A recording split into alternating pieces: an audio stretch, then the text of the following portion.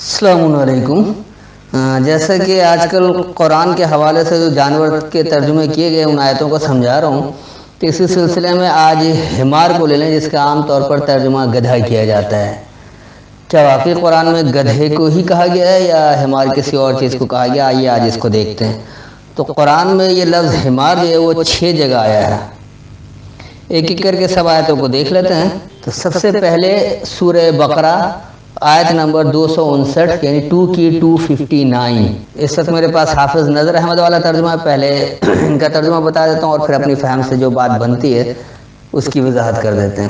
بسم اللہ الرحمن الرحیم۔ او کالذی مر علی قریۃ وہی خاویۃ علی عروشها قال ان یحیی هذه الله بعد موتها فاماته الله 100 عام ثم بعثه قال كم لبثت قال لبثت يوما او بعض يوم قال بل لبثت 100 عام فانظر الى طعامك وشرابك لم يتسنه وانظر الى حمارك ولنجعلك آيات للناس وانظر الى العظام كيف ننشزها ثم نكسوها لحما فلما تبين له قال اعلم ان الله على كل شيء قدير۔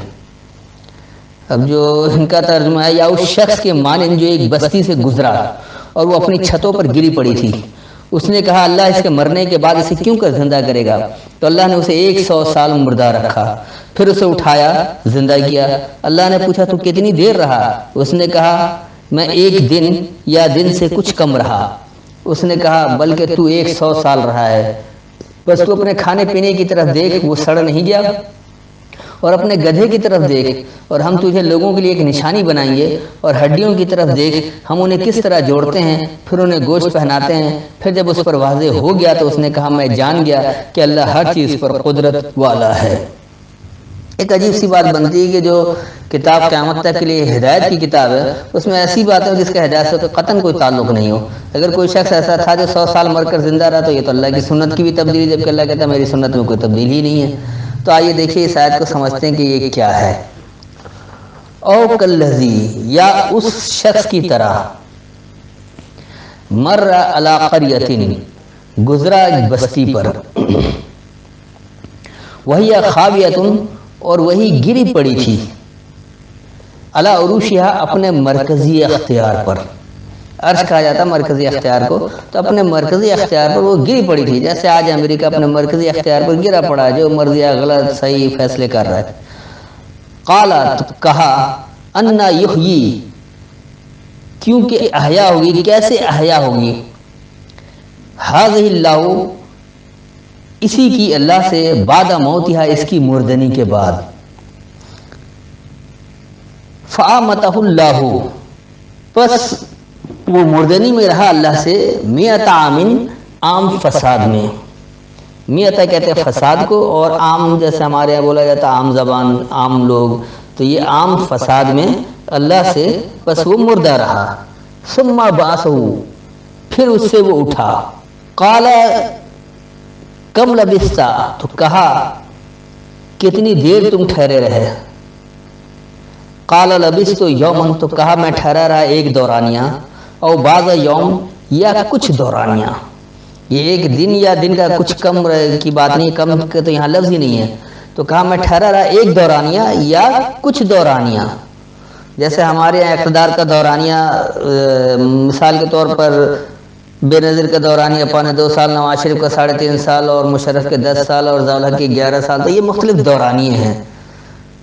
تو یہ دورانیہ جتنا رہا ہے وہ یا تو 1 دورانیہ یا کچھ دورانیہ۔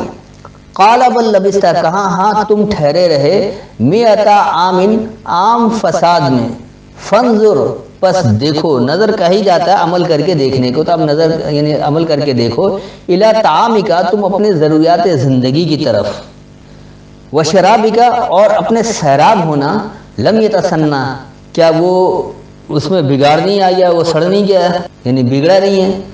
وانظر الی حمارک، اور عمل کر کے دیکھو تم اپنے حمار کی طرف، یعنی اپنے اس بوجھ کی سرخی کی وجہ، جو تم نے ایک بوجھ اٹھایا ہے، اور اس کی جو اس بوجھ کی وجہ سے تمہارے چہرے پر جو سرخی آئی ہے، یا جو اس میں آپ یہ کہہ لیں کہ زیادہ جنونی کیفیت آ جائے یا کوشش آ جائے، جیسے مثال کے طور پر آج کل عمران خان اس نے قوم کا ایک بوجھ اٹھایا کہ ہم اس قوم کو بیڑا کریں گے اور یہاں سے کرپشن ختم کر دیں گے.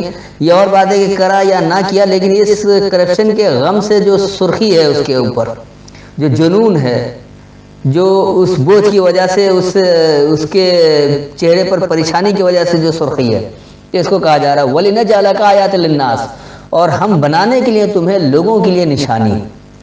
وَانظُرْ إِلَى الْعِظَامِ، اور عمل کر کے دیکھو تم اس عزم کی طرف، ان عظام کی طرف، یعنی ان خاص پختگی کی طرف. کیفَ نُنشِزُهَا، کیسے ہم اسے پھیلاتے ہیں، کہ کیسے ہم اس کی نشوونما دیتے ہیں، پروان چڑھاتے ہیں. ثُمَّ نَكْسُوهَا لَحْمًا، پھر ہم اسے پہنا دیتے ہیں پیوستگی. اس سے پھر کس طرح پیوستگی پہناتے ہیں. فَلَمَّا تَبَيَّنَ لَهُ، پس جب تم پر واضح ہو گیا اس کے لیے، بس جب تم سے وضاحت ہوئی اس کے لیے. قال عالم، کہا میں خوب جانتا ہوں، ان اللہ علی کل شیء قدیر، یہ کہ اللہ ہر ایک شے پر پیمانہ دینے والا ہے. جس کا رواں ترجمہ سن لیں تاکہ بات سمجھنے میں کافی آسانی ہو جائے. یا اس شخص کی طرح جو ایک بستی پر گزرا اور وہی اپنے مرکزی اختیار پر برباد یعنی گری ہوئی تھی. کہا اس کی مردنی کے بعد اللہ سے اس کی احیا کیوں کر، یعنی کیسے ہوگی.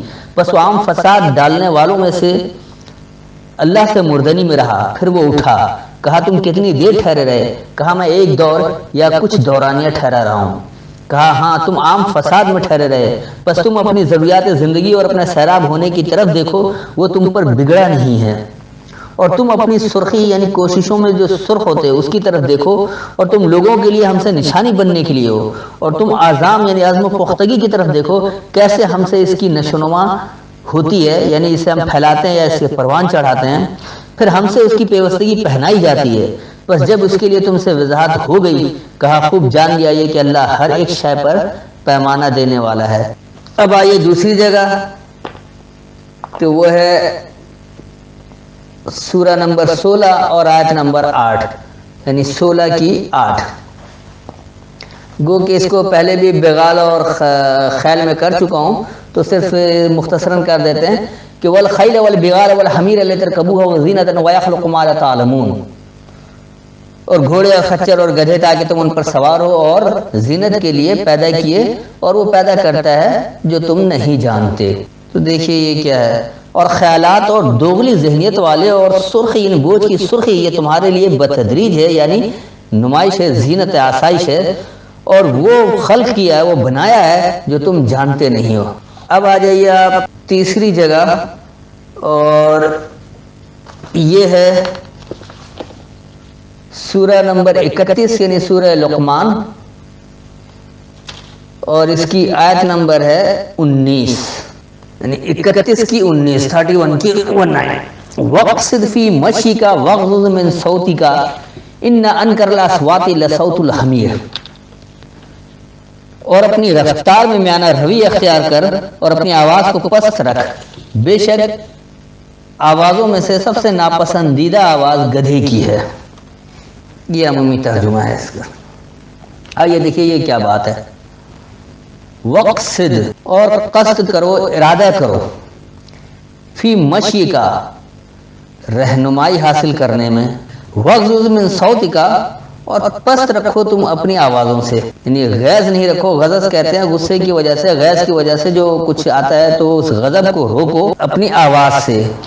اِنَّ أَنْكَرَ الْأَصْوَاتِ، بے شک خوب اجنبیت ہے آوازوں میں، لصوت الحمیر، ضرور جو آواز بوجھ کی سرخی سے ہے.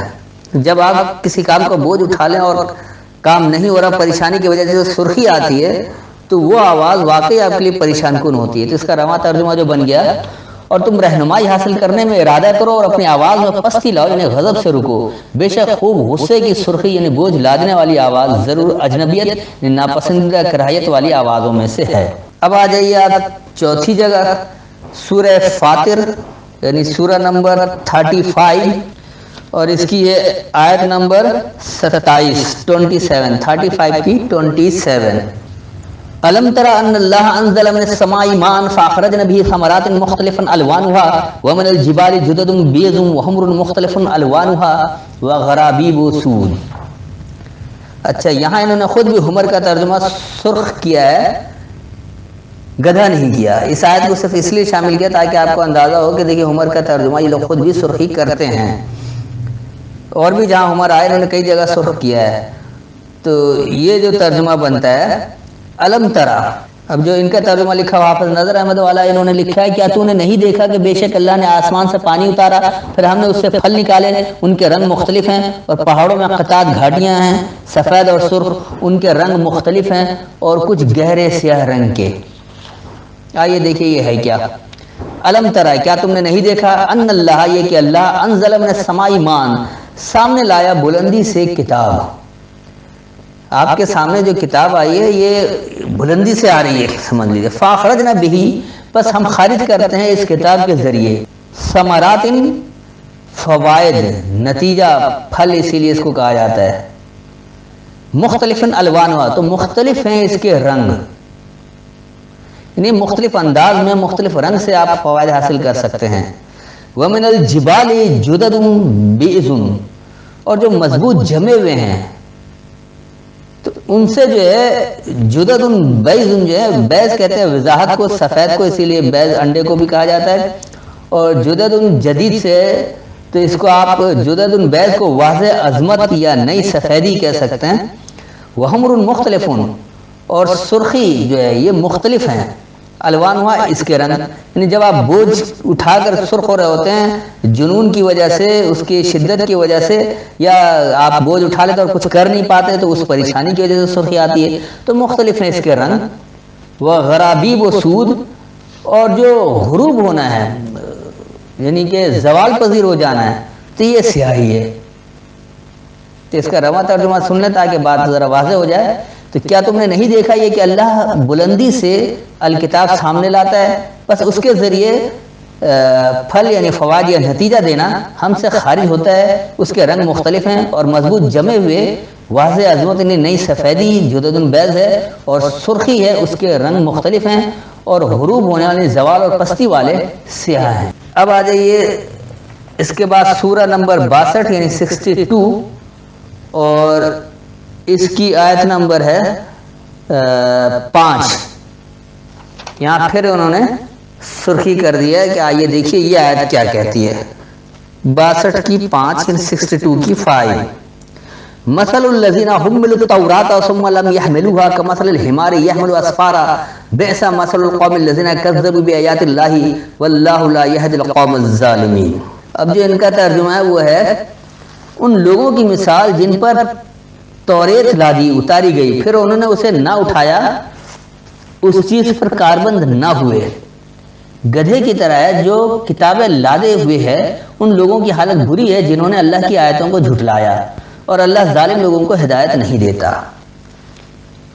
یہ ایک انتہائی عجیب سی بات ہے کہ ایسی مثال جو عقل میں نہ سمائے اللہ دے، کیا گدھے کے اوپر کتاب لاد دینے سے علم والا نہیں بن رہا ہے؟ گدھے کو چھوڑے آپ کسی بھی جانور کی پیٹھ پر لاد دے وہ بھی علم والا نہیں ہوگا، اور جانور کو تو چھوڑے خود انسان اپنی پیٹھ پر کتابیں لاد لے اس سے بھی علم والا نہیں ہوگا، تو اللہ ایسی مثال کیوں دے گا جو انتہائی بیوقوفی والی بات ہے۔ آئیے دیکھیے یہ آیت کیا کہہ رہی ہے، مثل الذین مثال ان لوگوں کی حملوا التوراۃ انہوں نے اٹھایا تورات کو یعنی احکام شریعت کو، ثم لم يحملوها پھر انہوں نے اس کا بوجھ نہیں اٹھایا۔ جیسے آج ہمارے یہاں علماء ہیں یہ کہتے ہیں نا شرعی احکامات کے بوجھ اٹھانے والے ہم ہیں، ہم نبی کے نائب ہیں، ہم جو فیصلے دے رہے جو فتوے دے رہے اس کو مان لو، اور وہ انہوں نے اس کا بوجھ ہی نہیں اٹھایا، وہ قرآن کو سمجھتے ہی نہیں ہے، غیر قرآنی بات کرتے ہیں، غیر اللہ کی بات کو اٹھاتے ہیں، اللہ کی بات کو اللہ کی شریعت کو تو سمجھتے ہی نہیں، اس کا بوجھ ہی نہیں اٹھایا۔ تو ان کے لیے کہہ رہا ہے کہ کمثل الحمار، تو ان کی مثال اس سرخی کی طرح، اس سرخ ہونے کی طرح ہے، یحمل اسفارا جو بوجھ اٹھا لیتا ہے خوب تحقیقی سفر کرنے کا، بے نقاب کرنے کا، سفر علمی سفر کی بات ہو رہی ہے چلنا، تو یہ جو علمی سفر ہے یہ اپنے آپ کو بڑا تھکا دیتے ہیں، کیونکہ اللہ کے علاوہ جو غیر اللہ کی کتابیں پڑھتے ہیں مختلف اپنے اپنے اکابرین کی، اپنے فقہ کی، تو وہ اتنا بوجھ اٹھا لیتے ہیں اس کا کوئی فائدہ نہیں ہوتا، اور وہ ان کا سفر جو اس طرح سے چلتا رہتا ہے کہ وہ کبھی اس کو آشکارا نہیں کر پاتے، کبھی اسے بے نقاب نہیں کر پاتے ہیں۔ تو بیسا مثل القوم الذین کذبوا بآیات اللہ، بری مثال ہے قوم کے ان لوگوں کی جنہوں نے اللہ کی آیتوں کو جھٹلایا، واللہ لا یہدی القوم الظالمین، اور اللہ سے ظلم کرنے والی قوم ہدایت نہیں لیتی ہے۔ اس کا جو رواں ترجمہ بن گیا مثال تو تورات یعنی احکام شریعت والے الکتاب کا بوجھ اٹھانے والے لوگوں کی، پھر انہوں نے اسے نہیں اٹھایا، اس سرخی کی طرح یعنی اس پرجوش یا تمتماہٹ کی طرح ہے جو میرے بے نقاب یعنی روشن اور خوب سفر کرنے کو یہ بوجھ اٹھانا ہے۔ قوم کے ان لوگوں کی بری مثال ہے جنہوں نے اللہ کی آیتوں کو جھٹلایا، اور ظلم کرنے والی قوم اللہ سے ہدایت نہیں لیتی ہے۔ اب آ جائیے آخری جگہ، یہ سورہ نمبر 74 74 سورہ مدثر، اور اس کی آیت نمبر ہے 50۔ کانہم حمر مستنفرہ، انہوں نے اس کا ترجمہ لکھا ہے گویا کہ وہ بھاگے ہوئے گدھے ہیں۔ یہ ہے کیا؟ کانہم جیسے کہ وہ، حمر اس سرخی کی طرح ہیں، اتنے سرخ ہیں، مستنفرہ جن میں نفرت جمع ہے۔ تو اس کا جو رواں ترجمہ بنا جیسے کہ وہ نفرت کے باعث سرخ ہیں، یعنی اس طرح کے وہ لوگ کہ نفرت کی وجہ سے ان کے اندر ایک سرخی جمع ہے۔ تو یہ کہیں بھی گدھے کی بات نہیں، میرے خیال میں اس کی وضاحت ہو گئی ہوگی، پھر بھی کوئی سوال ہو تو بعد میں پوچھ سکتے ہیں۔ السلام علیکم۔